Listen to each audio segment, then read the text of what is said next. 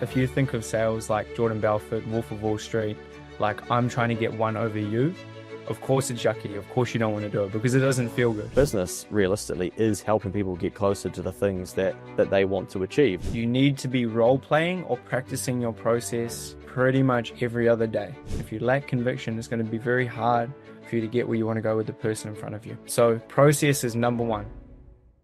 Special treat for business owners today to learn more about selling. Max Taylor, a little maestro in the sales space that I've bumped into and often does a lot of consults with business owners and has been involved with sales for a number of years. And I thought it might be a good chance to pick your brain of some of the basics, mate, that all of us business owners need to be thinking about and often don't actually learn.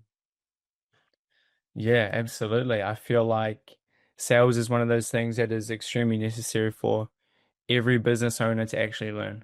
Yeah, Yeah. and how Max and I come to meet is that Max is doing, you're a PT by training, right? And by trade, but also do, yeah, a lot of sales in that space. And so trying to convince people like me that they should be looking after their health. Well, if you can't do that, then you're not going to get them into the gym. And then we started spending some time together, and you can apply that same thinking of sales to any business, right? hmm Absolutely. Absolutely. I think like your ability to look at the skills you've learned from whatever you're doing and being able to pick out the ones that you can actually reapply everywhere else is really important. I feel like this is completely different to sales, but I feel like people pigeonhole themselves into thinking because I've done this for 10, 15 years, I can't do anything else because this is all I know. But if you actually look at the skills you've learned, maybe it's sales, maybe it's managing people, you can apply that to lots of things. How did you come to get into sales and become more comfortable with it when it's a little bit of a, in New Zealand, especially in my age group, getting towards 40s, it was a bit of like, you don't do sales. That's a yucky word, and people don't even like saying the word in New Zealand. I think like it depends on your philosophy of sales. If you think of sales like Jordan Belfort, Wolf of Wall Street, like I'm trying to get one over you, of course it's yucky. Of course you don't want to do it because it doesn't feel good. But if the lens or the philosophy you have is to actually serve and connect with the person in front of you, like what is this person's problems? Can I actually solve them? And then if we can do it together, let's do it together. That feels, at least for me, that makes me feel, regardless if I get the sale or not, I feel better about my process and what I'm doing. Yeah, and even for myself, I've come to understand that, Phil and I at Next Advisory, we can't help everyone, but Mm. as part of finding out whether we can help them, then we can identify, okay, we actually genuinely can or not. And if not, well, then hopefully we can point them in the right direction to somebody else to go and speak to. But just accepting that business realistically is helping people get closer to the things that they want to achieve. And often, whatever business that we have, that is the solution that the business owner is looking for. Yeah. And part of our responsibility is to show them that we can guide them down that path, whether it be selling them a solar panel or business coaching with Next Advisory or changing accountants or a gym membership. Yeah, exactly. I think like if you're always hard selling, you're always going to feel like, is this right? Should I be doing this? This doesn't Mm. feel okay. But if you're actually coming from a place of, yeah, care and like we can actually help or we can't help, at least you're getting clarity for yourself, but mainly for them on the next best step for them in their future. So let's cover some things. So as an example, basics, the discovery, Yeah. and some objections as well, maybe even building up confidence and follow up, all these little things, which I'm sure will go off on different tangents. Yeah. Do you want to kick us off with some basics to start with?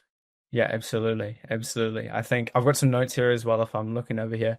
But I think like something that does like shit me a little bit when I talk to people is like they'll tell me like, hey, look, I'm struggling with sales, I'm struggling with this, I'm struggling with that, and I'll be like, okay, cool. Like, what process are you following? And they don't have a process, Mm. like which just baffles me.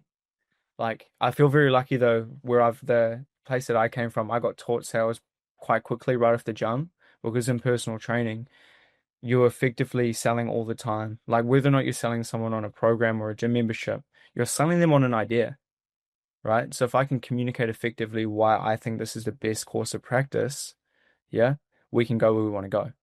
But coming back to what I was saying before, you need to have a iron type process that you understand from start to finish. Yeah. If you don't have that, You're going to be going in every day being like, I don't know if this is going to work, right? And if you don't know if it's going to work, you're going to lack conviction. If you lack conviction, it's going to be very hard for you to get where you want to go with the person in front of you. So, process is number one. Put together a process that's tailored to your business. Yeah. Whatever that looks like based on whatever you're selling, service, product, etc. And make sure that you follow it so that you become so good at it that when someone rolls in randomly to your business, you're not scrambling to be like, oh, a prospect, a client, a customer. You know how to take them through from step to step to make sure that you can get them where you want to go and where they also want to go. And that's why they're here.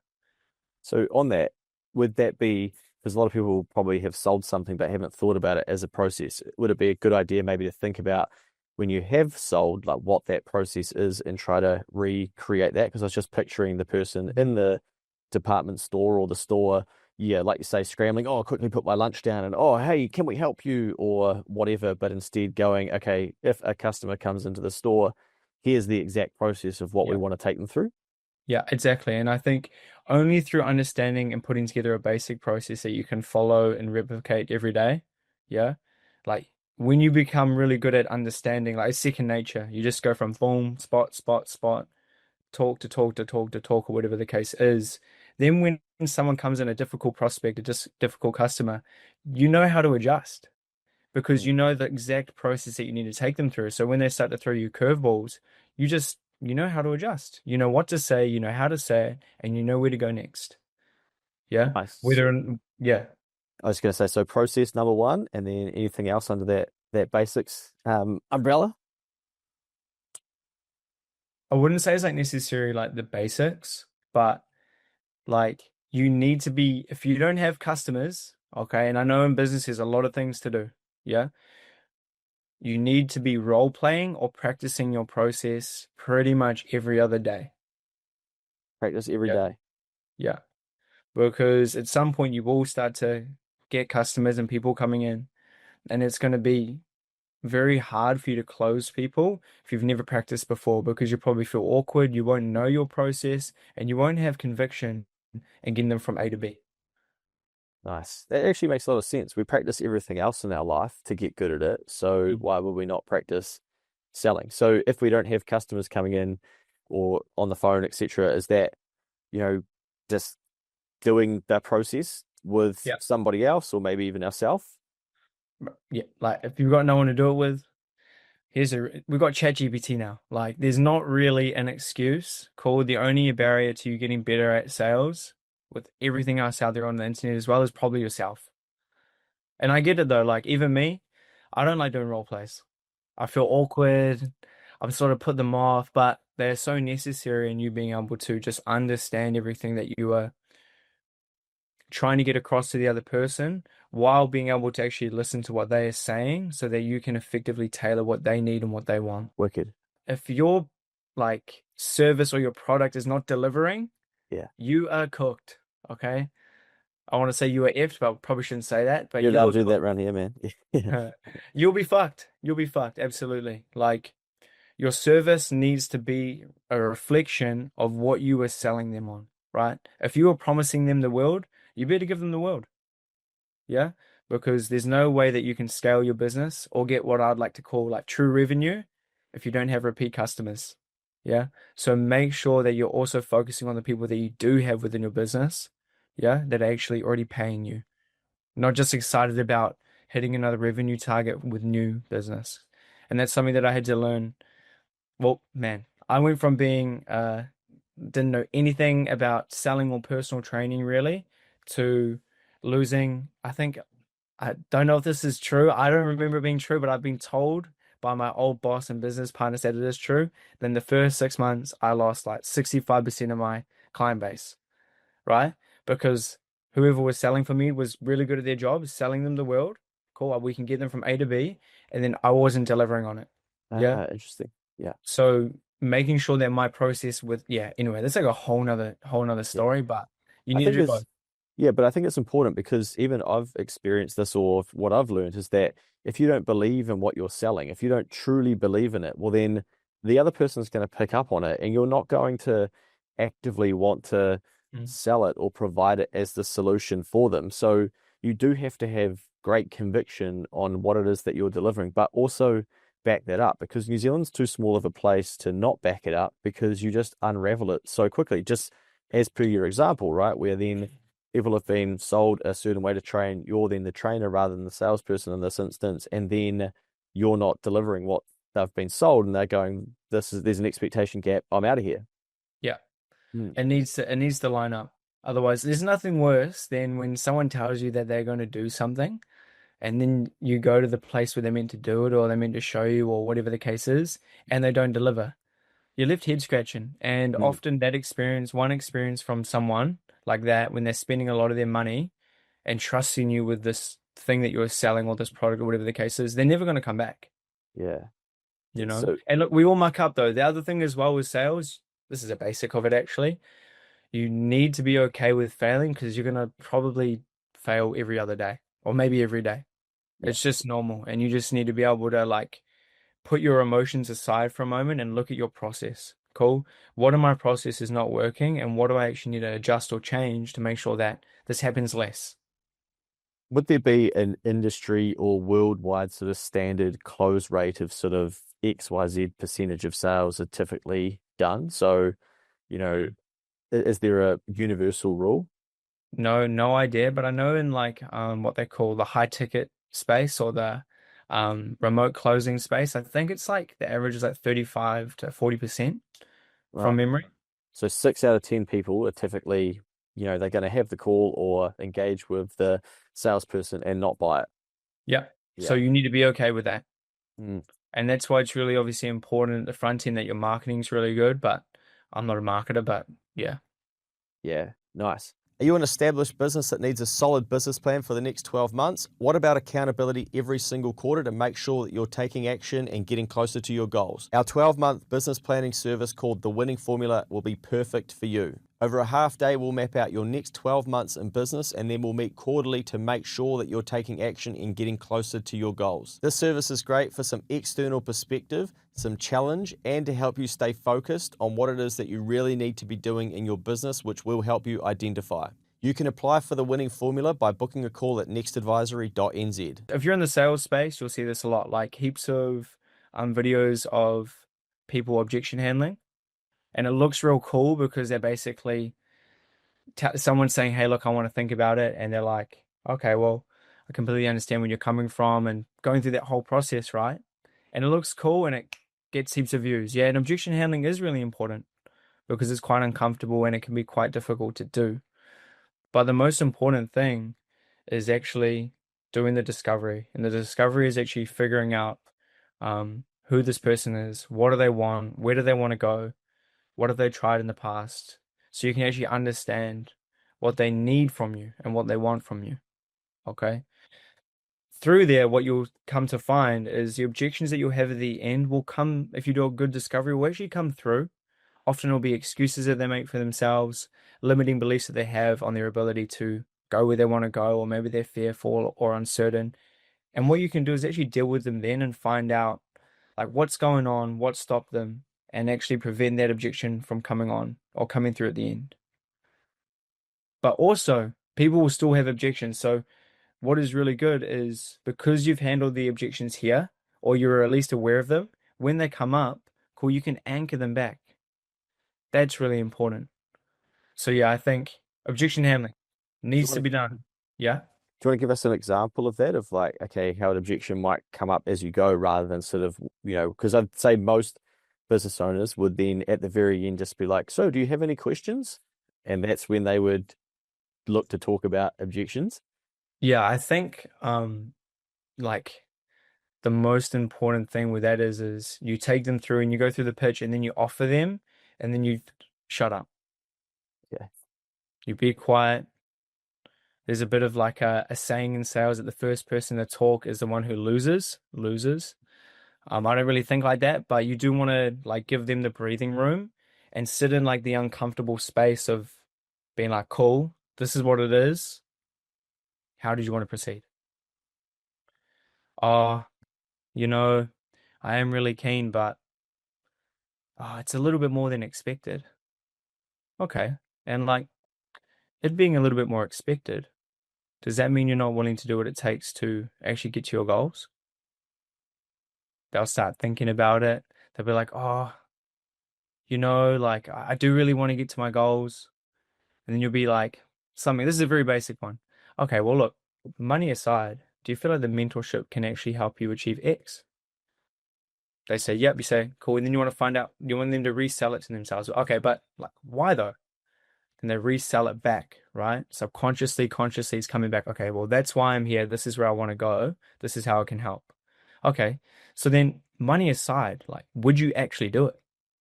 They say yes. And I'll be like, cool, do you mind if I offer like a little bit of a perspective on the money? They're either going to say yes or no. Often they'll say, oh, yeah, say yes. And I'll be like, okay, well, what do you think's actually riskier?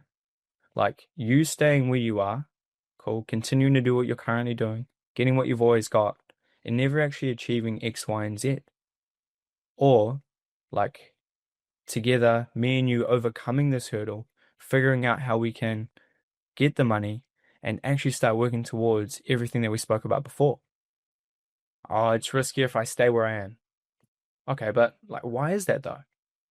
Same thing. We're trying to get them to rethink, okay, like it's so risky for me to stay here. I've already not done this for 3 years and I'm fucked. So like the next logical, we want to make it logical, right? It's we're attaching the emotional and the logic together to take them where we want to go. Mm. And then I'll be like, okay, they'll tell me why again. I'll be like, cool. Look, I really do appreciate you being open, honest, and transparent with me. And that will only work if you've genuinely shown care in the discovery because you've built the rapport, trust, and connection that you can say something like that.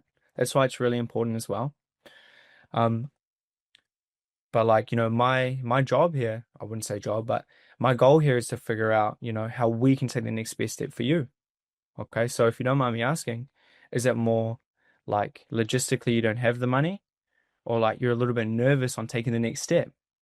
And then from there goes into another reframe, I guess you could say, which you would be handling like fear or uncertainty. But that can go in like many different ways and it takes a few more probing questions. But I think it's really important like when you're reframing someone. And to be honest, I'm not really good at reframes. Like I heavily focus on my discovery and ability to have a genuine conversation with someone and pick bits out from my like data collecting that I'll do when they say certain things and actually probing in on that, if that makes sense, opposed to focusing on like how can I be the best objection handler possible? Because if I can't even get from point A to A2 before hitting B, why would I focus on B? Mm. Process, discovery, and then deal with that after. It will come up, but what you'll probably find for yourself is based on how you do your discovery, you'll probably consistently have a certain type of objection, and therefore that's where you would start learning the objection handling on. Whereas there's not a million objections, but there's probably hundreds of objections, right? So if you start thinking, same as anything, if you think of, okay, you want to go to the moon. If you thought about how the am I going to go to the moon, there's a million things you need to do. Don't know if we actually went to the moon, whole nother story. Um, but if we focus on, okay, but how do we take step one? We want to take step one. Yeah. And then we take step two, and then we'll take step three. Mm. I was sort of rambling there. I'm good at doing that. Yeah, Anyway. good. So for let's say, you've got a plumber, right? And somebody rings up and they need their hot water cylinders just broken, and it's basically right, if in the there and now they do know what that's going to cost. Um, how do they like? Could you take us through that process for somebody like that? Of typically, do you know what I mean? Like Yeah, as a what perfect they're example. pressing for price. Yeah, they might be like, oh wow, that seems pretty expensive to have my hot water cylinder fixed. I would always try to avoid giving price over the phone call or even like at the start of a call. If you ask me, we jumped into a call, you wanted our service and you're like, well, what's the price? I'll be like, hey, like, look, man, like, I don't actually know what you need. Cool. And it's really important for me to figure out what you actually need so I can best tailor our program to you. Okay. So we'll definitely get there, but I'd love to find out X about you and then try and pull it away. But if someone is asking and they're just asking and they need to know, I don't know if I want to work with them. Maybe not everyone has that liberty, okay? So I'd probably just end up giving price. Cool. But if someone asked me once, cool, I'd be like, hey, look, it does depend on, what you actually need from us. They ask again, hello, well, look, I need you. It sounds like price is really important to you. Cool. Why don't I actually come around? I've got a free spot at X and we can see what actually needs to be done. Yeah, and we'll go through that. If they ask a third time, well, this is what I would do when I used to sell personal training programs. I'd probably just give it to them. Cool, but often you'll get the thing of like, oh, fuck yeah, that is a bit expensive. Or oh, but they don't understand all the value that you're actually going to Mm. provide them, right? So they don't know. They just see the number. It's like, how to explain it? Well, I guess that's going back to your basics. That's why process is so important because that's where we get to articulate our value, whether it's the plumbing solution, the Mm. sorting out the solar or the mentorship or Yeah. whatever it may be. That's why you need to take people through a process so that it's not just a price only Yeah. decision, right? 100%. And if you don't have a process, you'll just be like price. And look, it will work with some people. Some people just want to get from A to B. But the economy is not really letting people get to A to B. You need to go up and down and around to get to A to B.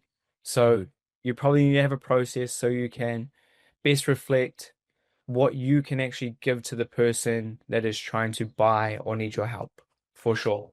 So then on that discovery piece, so what's a simple discovery? Like where are you now with whatever it is that you've got going on? Where are you trying to get to? And then what's getting in the way? What would be amazing if you had it sorted, whether it's a new deck out the Mhm. front or whatever? Is that general discovery or what are we missing in there? I would say to begin with, you want to try and like get them on your side. And like what I mean by that is I don't want to be like this with the person. I want to be them to be next to me, if that sort of makes sense. So what I would do there is I would try and build rapport with them. Okay, like ask some questions, very simple questions, but it needs to come from a space where you're genuinely asking. It's like, okay, well, hey mate, how are you? It's a bit like, And then we move on straight away to the sales, the process, right? I'm like, hey Luke, oh, nice to meet you, brother. How you going? Completely different my tonality, like eye contact, etc. So build rapport. Try this is a good one. Try and make them laugh. Yeah. If that's not you, don't do it.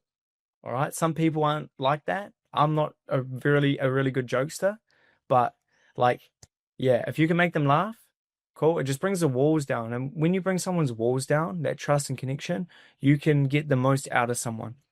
Yeah. If you can bring your missus walls down to actually find out who she is, cool, what she's about, you never know if you love her or not. All right. You got to bring the walls down. You get me? You're a deep guy, mate. We're getting you. Mate. Yeah. So that's a trust piece, right? Like we're trying to get Yeah. trust. Yeah. Okay. Trust. So Yeah.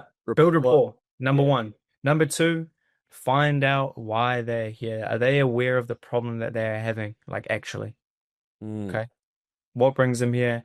What sort of help? How long have they been going through this for? Um, that would be number two. Yeah, problem awareness. Now, the next piece is what they have tried in the past. Okay. This is what we'd sort of call like pre-handling objections. Okay. Because often people have tried things in the past, depending on, okay, well, this isn't for plumbing, right? This yeah. isn't Yeah. for that sort of thing. We'd have to tailor a process to them. This is for like maybe coaching, maybe like accounting, a service, more like a service where you're working alongside someone a bit more. Um, what have they actually tried in the past and why didn't it work for them?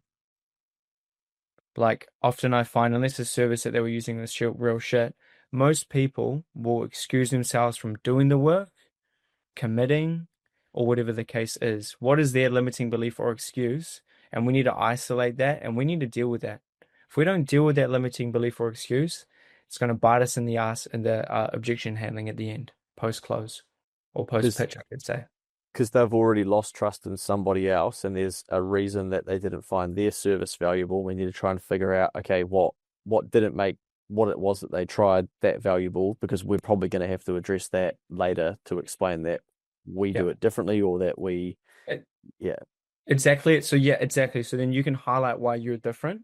Yeah, but also, let's say they used an accounting service 3 years ago, didn't work for 6 months, they quit it. Cool, 6 months might not be long enough unless they're terrible, but then they didn't do anything for 2.5 years. Okay, so what stopped them from doing anything for another 2.5 years? Okay, well, maybe, oh, I just didn't feel like I could trust anyone. Hmm, interesting. Okay, so you didn't feel like there was anyone out there at all that you could trust in order to get from A to B, but you really needed it. Hmm. If you don't mind me asking, it sounds like you were looking for certainty there. Would that be correct? Yeah, I was really unsure on who to go with because I really wanted to be certain of the next step. And then certainty, you try and deal with like them feeling uncertain about the future and the next step that they should take, because that will prevent everyone from taking the next step often. And then you So, go into a whole nother reframe. Then you reframe it again. So that's who you need to be, know how to reframe people. Yeah. so this is why people get paid a lot of money to be really good at selling because there's obviously a lot more to it than, yeah, mate, this is what we do, and you like it or not, you can piss off. Yeah. Yeah. Yeah. But I think like the most important thing is still just having a genuine conversation. Mm. The reframes and stuff are all great, for sure. They're awesome. But like if you have a genuine conversation with someone where like they can feel that they can trust and connect with you and tell them what's going on with them, like fuck. That there is probably the hardest bit to do. Yes, learning all the information and taking through them through what we call like word plays or whatever the case is really important. And I'm still working on it. But like actually giving a shit about the person in front of you, that is the most important thing. And people can feel that. And I feel like most people don't do that because they're just thinking, I need to make this sale, which I get. Cool. There's lots of struggling businesses out there. I need to make this sale because I need to pay the rent. I need to hit my bottom line. And I get it. But it's killing your ability to sell and get new customers. 100%. Yeah, how do you think someone could spot that in themselves, or you know, like how could Simple.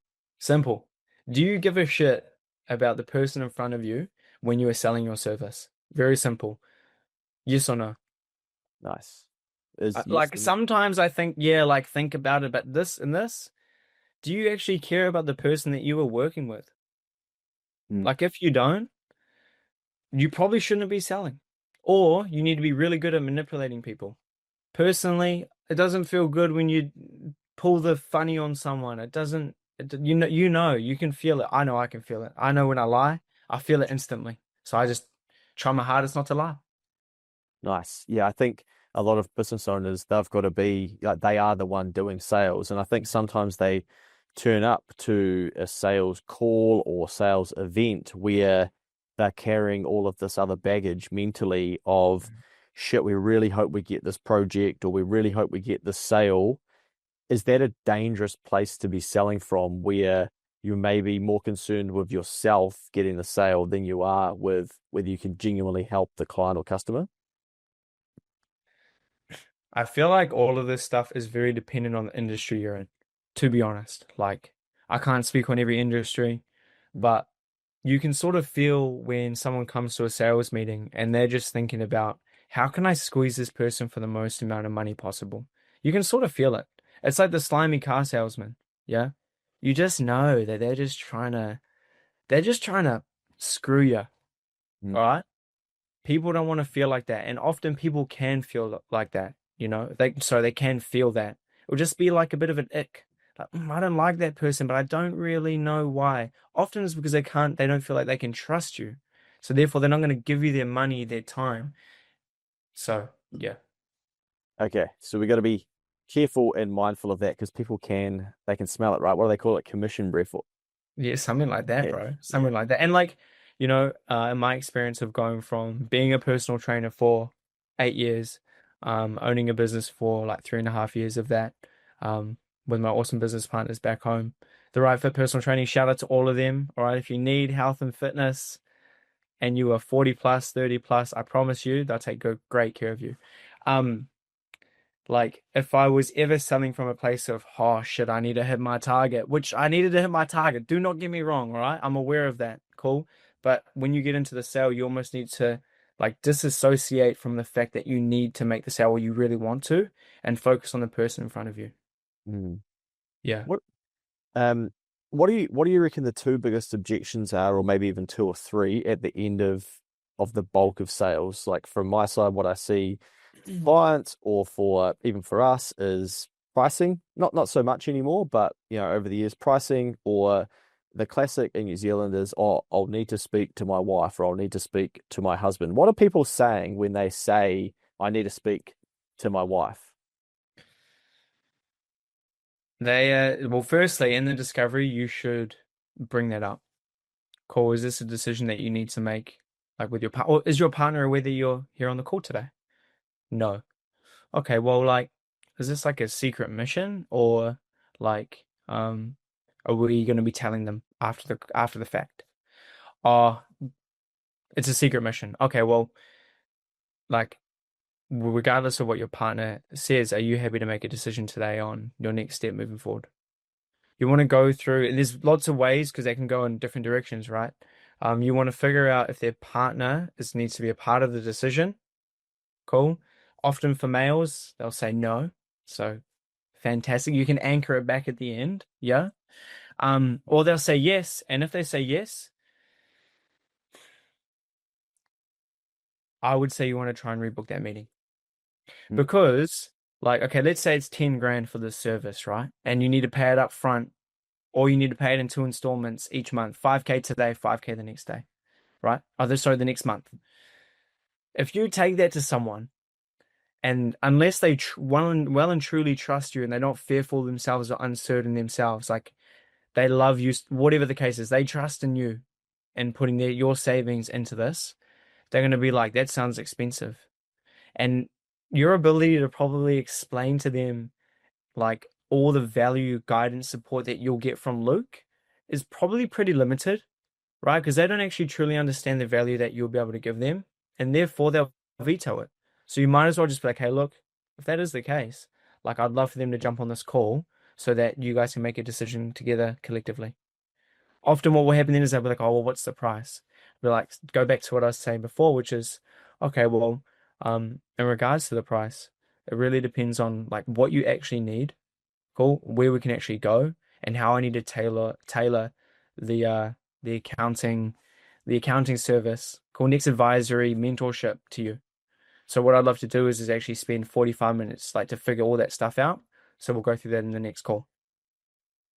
Happy Yeah. days. And don't try and give them a, is that okay? Be like, sweet. Because then they're like, nah, I want to know. And then it goes, same thing.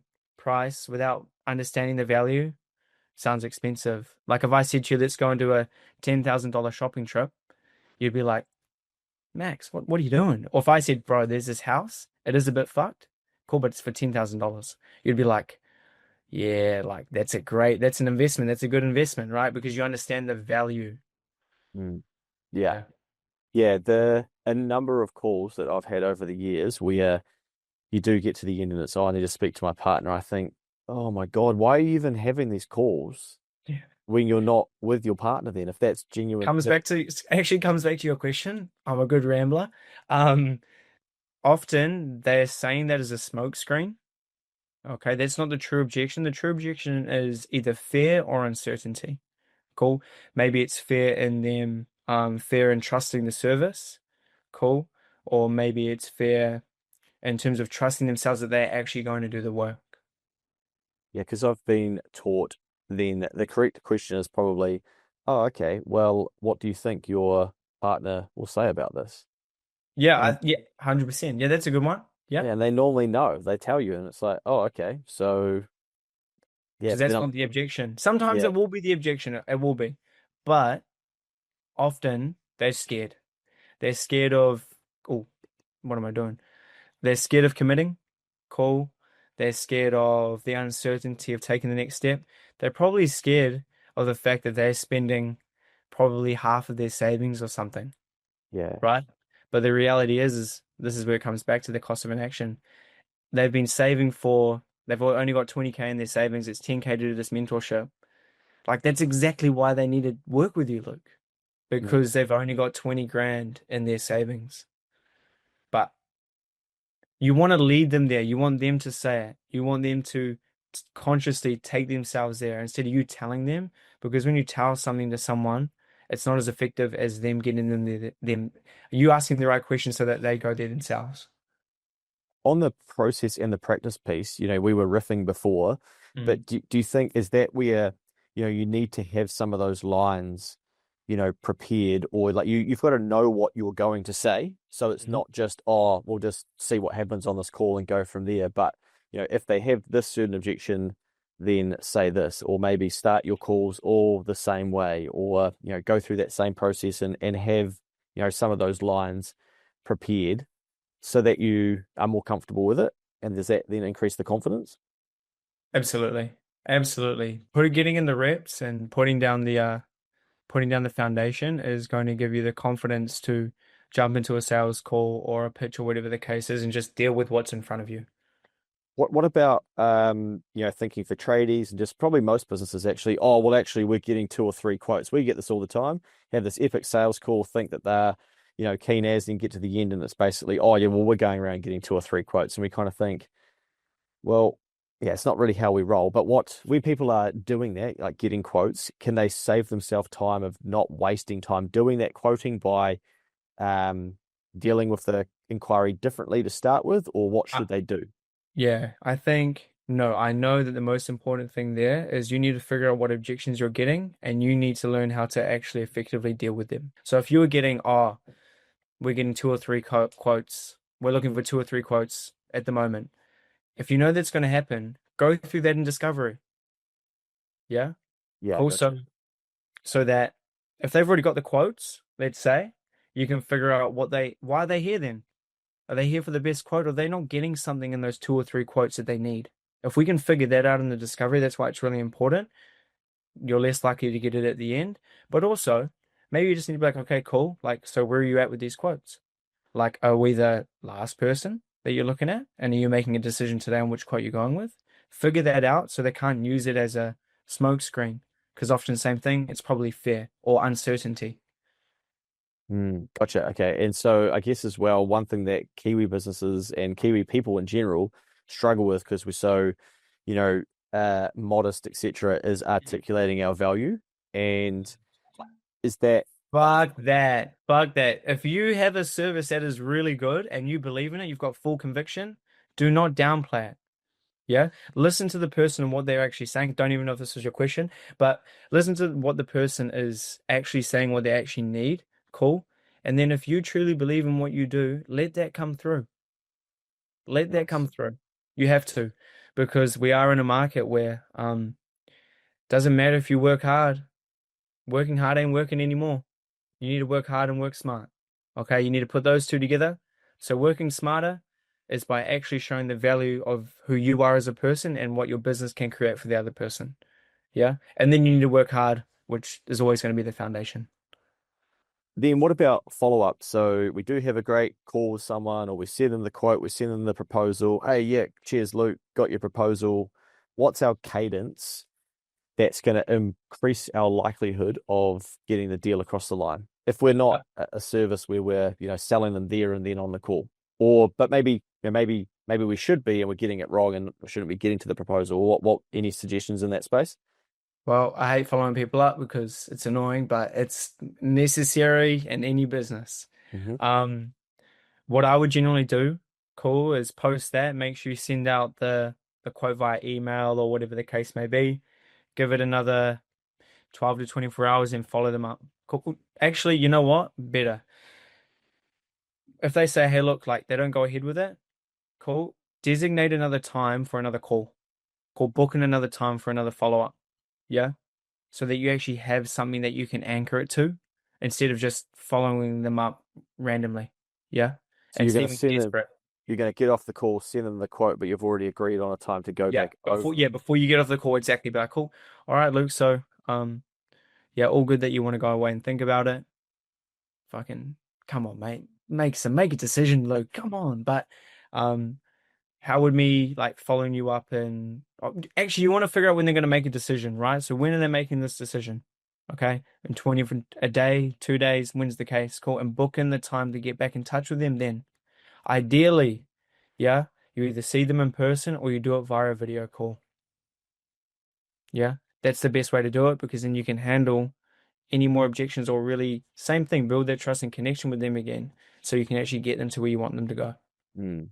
Yeah, I think, and that's probably where it becomes quite business specific, right? Because people would, thinking of tradies listening to this would hate to like go somewhere, do a quote, and then have to go back there again. But, if they were working on the right type of work, they would probably invest the time into doing that because it would be worthwhile doing that.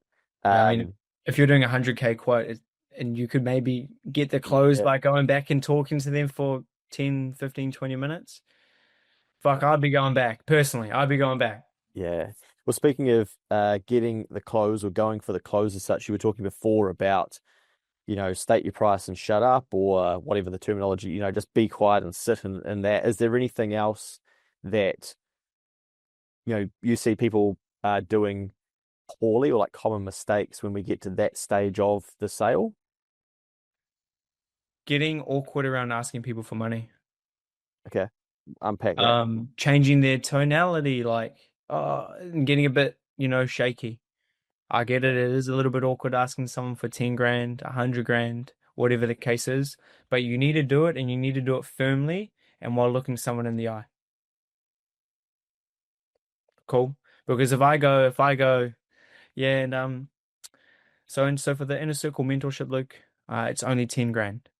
Cool. Most of our students do pay in full, but how did you want to proceed? Okay. If I do it like that, awesome. Open, trust and connection there. I'm confident in my delivery and I'm firm on everything, right? But if I go, all right, Luke, well, so for the inner circle mentorship, it's 10 grand and yeah, and like, yeah, how does that sound? It, Way different. Yeah, yeah. way different. It's like, okay, you had all this conviction, you build all this rapport, trust and connection. I know that this can help, and then you're becoming a bit of a flop at the end, bro. Like, I get it, it's uncomfortable. I've done this a lot of times, and even sometimes still to this day, I'm a bit like, Mhm. oh, here we go. But you need to move past that, move beyond that, and deliver it with confidence, okay? Because you know you can deliver, you've got conviction in the service that you have. Cool. Deliver with confidence at the close. That's probably a practice that as well, right? Like that's one of those things you should be practicing. Yeah. Yeah, because I think from memory, often your calls, you'll record them and you'll review them, and you can be, Yeah. yeah, tested or reviewed on your calls too, right? So, Yeah. that's probably then encourages a salesperson or person selling to then have a process and follow it because they know it's going to be reviewed. I think for a lot of SMEs, they would probably go, "Oh, I didn't get that sale," but realistically, they probably fucked it up Yeah. a number of times themselves, but then don't have anyone to hold them accountable to then say, well, yeah, clearly, because you Yeah. just absolutely butchered that one. 100%. Mm. 100%. If you are not reviewing the work you were doing, what the fuck are you doing? No And one then knows. No one knows. last thing, mate, because I know you've got to get out of here because you're about to review some notes before getting back into Yeah, that's it. yeah, That's into it. your role. So yeah, that's practice and reps and actually having a process, right? Yeah. Exactly it. Um, what about like where or location, best practice? You know, is there a yeah, we need to be taking this seriously, not just, oh, right, I've got to have a yak to that person. I'll just do it in the Ford Ranger or If you want to close more deals, at least in my experience, cool, until you become so elite that you can do it wherever, whenever. I'm not at that point, and many people won't get to that point. Okay. Do it in a space where you are completely focused on what you were doing. yeah, Yeah. In my office here, it's quiet. I've got the only thing I can hear is the fan, you and me. Got my nice little light here, good lighting on my face. Got some notes here just in case I need a review. Sweet. I'm in the best possible space for me to actually help this person. yeah. Yeah, and you can say, "Hey, look, I'm busy as well." Cool. Just understand that m maybe you're not going to get the jobs that you want to get, and you have to be okay with that. Don't be like, "Oh, I'm not getting jobs," but then you're not following a fucking process, motherfucker. All right? Yeah. Well, when you think about it, it's one of the most high value tasks that a business owner will do. But then they'll do it in the wind or they'll do it, Yeah, the wind, dodgy call or bro. something and think, the customer's probably thinking that they haven't even really taken this seriously, No, you know? it's So, yeah. why would I? Why would I? Mm. Anything that we didn't touch on, mate, that we probably should have? We might have to do a part two at some Nah. stage. I think hopefully you get some good little there's some help there that we can actually give to people because I feel like I was rambling, but I digress on that. If you are not going to do it and do it properly, get someone to do it for you. If you don't like sales and you just can't get yourself to do it, yeah, and you've tried, either fucking stop giving yourself the excuse and do it. Stop being a bitch. Yeah. Number one. And if you still can't, it's just not in your nature and it's not for some people, and that's okay. Get someone to do it that actually wants to do it. So does that look in this day and age, that looks like hiring a sales person or Oh, even, different yeah. types of, yeah. Yeah, good question. Sorry to barge in there on you, but for me and going from being paid like what was my business, paying myself a salary and then getting commission, if I was a business owner, I would try and find people that only want to be paid commission. It's going to make them hungrier. They're going to be better at their process because it's all coming down to their ability to perform. For me, currently, I'm on the offer that I'm on.